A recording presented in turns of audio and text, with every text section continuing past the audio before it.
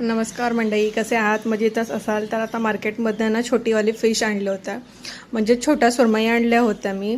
आता इथे मला 200ला 3 सुरमई पडल्या होत्या. खूप छान होत्या आणि ताज्यासुद्धा वाटत होत्या, म्हणून मग मी घेऊन आले. त्यानंतर घरात छान येऊन धुतल्या वगैरे. आता त्याच्यामध्ये काय केलं, घरातले बेसिक मसाले टाकून घेतले, जसं हळद टाकलेला आहे, त्याच्यामध्ये धणे पावडर टाकलेला आहे, घरगुती मसाला टाकलेला आहे, काश्मीरी लाल मिरची पावडर, आणि त्याच्यामध्ये मीठ टाकलेलं आहे आणि थोडंसं आगळ टाकलेलं आहे.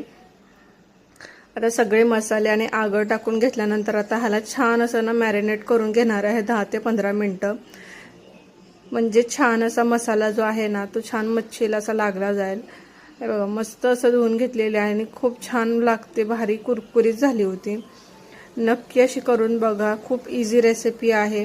बघा, तवा घेतलेला. आता ह्याच्यामध्ये ना तांदळाचं पीठ आणि घरातले जे बेसिक मसाले आहेत तेच आपलं घरचा मसाला, त्याच्यामध्ये हळद, मीठ, काश्मीरी लाल मिरची पावडर, धणे पावडर टाकून मिक्स करून घेतलेला आहे. आणि आता हे बघा, मॅरिनेट केलेली फिश आहे ना, आता ही याच्यामध्ये मी कोट करून तव्यावर फ्राय करायला टाकलेली आहे. बघा, एका बाजूनी चांगली ह्याला मी 15 ते 20 मिनटं स्लो गॅसवरच ठेवलेली होती. छान कुरकुरीत होते. जास्त फास्ट गॅसवर केलात ना तर ती जळेल, त्याच्यामुळे स्लो गॅसवर जेवढी कराल ना तेवढीच छान आणि कुरकुरीत होते आणि खायलाही छान लागते.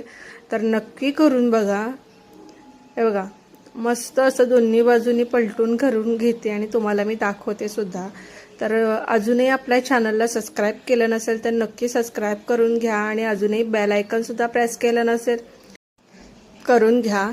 आणि अशाच छान छान व्हिडिओसाठी किंवा रेसिपीसाठी आपल्या चॅनलला नक्की व्हिजिट करा. हे बघा, छान दोन्ही बाजूनी परतून घेतलेलं आहे. भेटूया परत नवीन व्हिडिओमध्ये. तोपर्यंत तर बाय.